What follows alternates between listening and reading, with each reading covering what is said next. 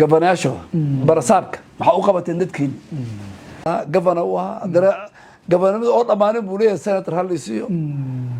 gabanaasho waxa la siiyaa taqriiban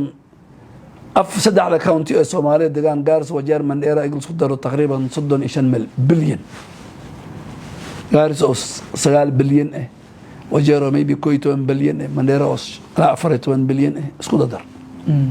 taana shacabka waxay kala xisaabtamayeen gabanaasho barasaabka waxa uu qabateen dadkeen aniga markaa xildhibaan ah waa la xisaabtami jiray maanta raadkay waa ka muuqda magaalada gobolka liga soo doortay maamada gabanaasho waxay rabaan inaan sharciga dhinacooda u jibiyo isbitaalada aan ku haysano oo aan diidana lacag bixinaa xakamida isbitaaladooda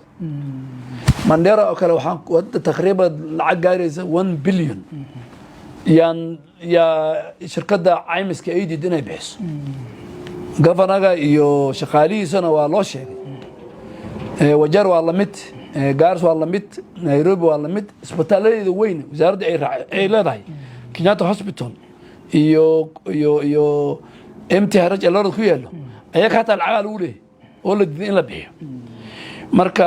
gabanaasha waxaan leenahay cusubaa wadanka jira waa in la shaqeynaa لكن وإني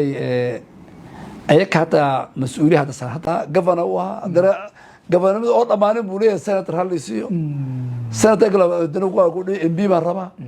طبعا شركة أسكو ببدلي شركة عسكر أمضة شركة أمضة عسكر حال مركب شركة هنا وريجسو هنا وريجسو